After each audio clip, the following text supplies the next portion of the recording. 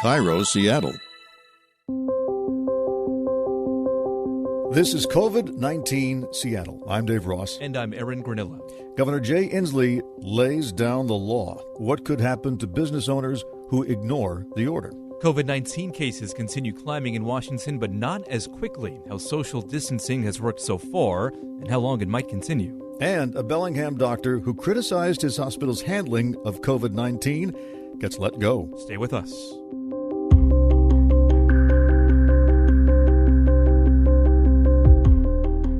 Governor Jay Inslees is taking new measures to ensure people follow his stay-home order. He laid out a three-tiered approach to get non-essential businesses into compliance.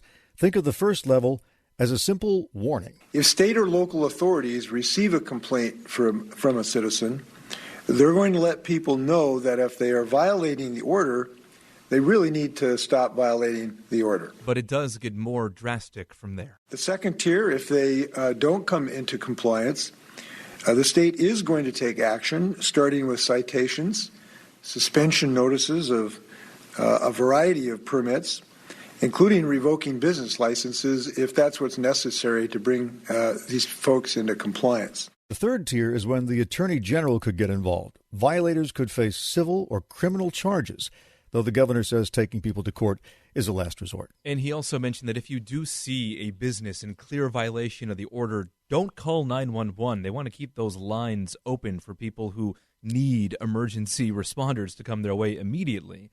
He says the best way to do this is actually to go online to the state's coronavirus webpage, and that's where you can file this complaint, and then that's when police can actually go out to a business and issue that first warning. King County is now stepping up efforts to keep people with the coronavirus from leaving home, including the threat of involuntary detention. So, Chris, tell us what's behind that. Okay, King County's lead health officer, Dr. Jeff Duchin, signed an order over the weekend that says basically that the coronavirus patients being quarantined against their will could be the possibility if you don't do what you're supposed to do. Now, he called this a re-emphasizing of the existing rules. He's just kind of stepping up and reminding everybody. The rules do require that people who have tested positive for the virus self-isolate and stay home. And this includes people who are awaiting test results and potentially have some symptoms as well. So Dr. Duchin reminded everybody that if you're in a situation like that and if you don't stay at home, they could be subject to a legally ordered detention. In other words, put in a facility of some sort until they are deemed no longer a risk to the public. And the rules are pretty simple to this. You shouldn't leave your home or recovery center except to receive medical care. That's number one. If you're cleared, you're only cleared to leave after 3 days without a fever, and that's without the use of medications to bring those fevers down, and at least 7 days have passed since the symptoms have first appeared. Some other tips now, if you find yourself kind of going stir crazy at home and you're self-isolating because you have COVID-19 or you think you might, stay in an isolated or separate sick room if you can in your home. Use a separate bathroom. Don't share household items like kitchen utensils or towels.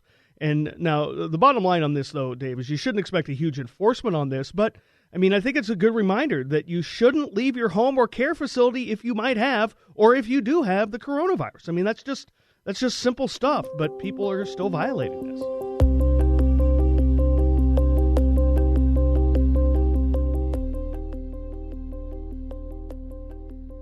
We know other cities are actually taking even more drastic measures than we are here right now. Right. In New York, there is now a fine of $500 to groups that defy orders to break up. The mayor told reporters that gatherings of any size are now prohibited in New York State, and the New York City Police Department has been authorized to issue summonses and fines if they catch you in groups at a park, at a playground, or even in a church.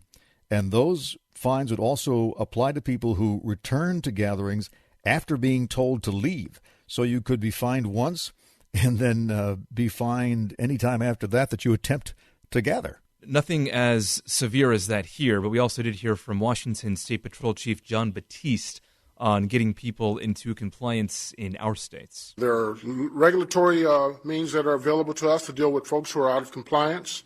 Citations can be used, and as a last resort, we can arrest people. And they are not yet talking about any kind of fines like what we're seeing in New York City, but we also do know that certain cities like Edmonds. I know before the governor issued his stay-home order, Edmonds was telling people that they would issue misdemeanors for people who were just disobeying the law after repeated warnings. Right.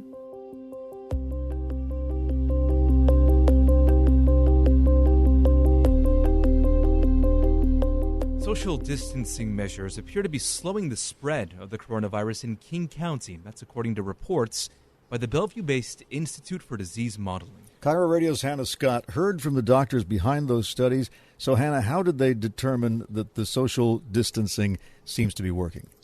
Well, and this is all, they put a lot of data, and it's kind of a simulation, basically, modeling, if you will. A couple of different reports that merge together, and they're looking at the numbers, the death rates, and how many infections they're aware of. So they really kind of couch this as very much not 100%, right? But this is kind of what they have to work with at the moment. And Seattle-King County Public Health Officer Dr. Jeff Dushin says the modeling suggests some good news. We're guardedly optimistic that the measures we're putting in place are having a real beneficial impact on the health and safety of our community. The bottom line here should be that what we're doing now appears to be working, that we should in no way take these findings as an indication to relax our social distancing strategy. In fact, he says it's time to double down on that commitment to social distancing. This is a long-haul situation where it will be months before we can think about going back to our normal activities, and we're hoping that at some point before too many months go by, we'll be able to moderate our approach. Ultimately, what will it take for them to lift the measures? And that's the million-dollar question, isn't it? And there really is no answer for that right now.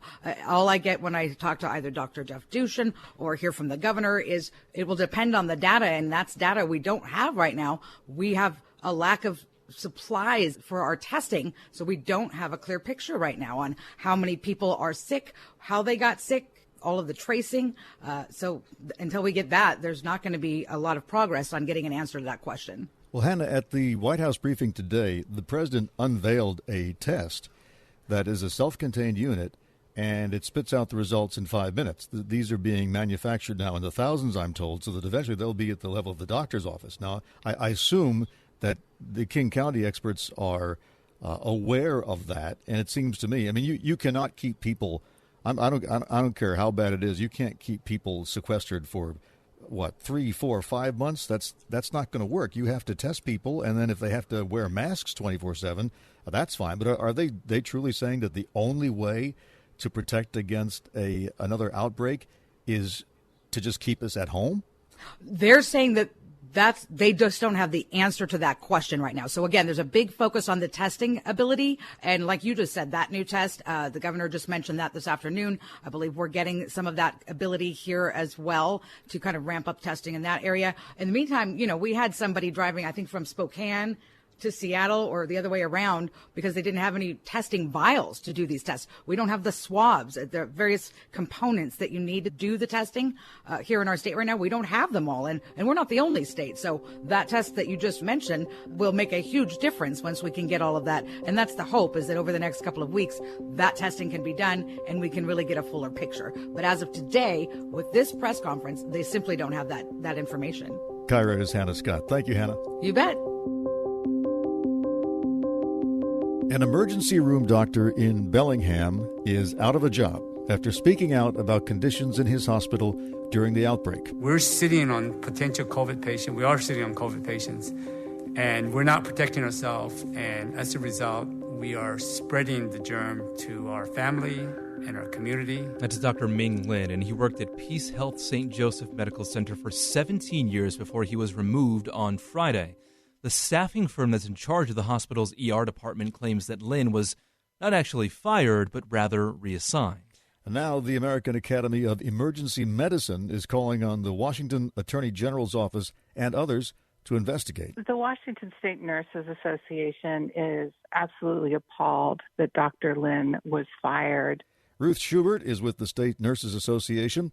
She says it is never acceptable to fire someone who's trying to make things better. We really feel like he was very brave in speaking out about the safety of staff and patients who are afraid to speak out. Schubert's union has filed a lawsuit with Labor and Industries claiming it's an unsafe workplace. Here's Dr. Lin again. Peace Health just put a statement in Bellingham Herald, and they said that they have adequate supply, but yet the OR nurses have notified that they are given one surgical mask for the whole day. So they're going from patient to patient with the same mask.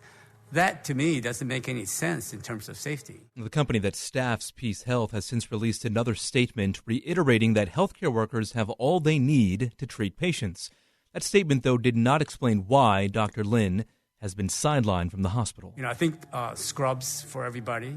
The triage should be moved up front, possibly in the tent. I see that we can use a quarantine room where people can put on their scrubs or whatever safety suit they want to put on. I think everybody in the hospital should wear a mask.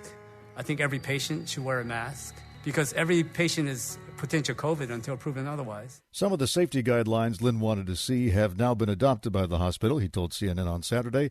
One of those changes, scrubs, now available for everyone. And the mask problem is also being addressed. At the White House briefing today in the Rose Garden, the president announced that the Food and Drug Administration has now approved a sterilization system that can decontaminate respirator masks up to 20 times. The FDA Commissioner, Dr. Stephen Hahn, said the administration has authorized the system, which is made by Battelle, and according to the company, can decontaminate up to 80,000 masks per system each day.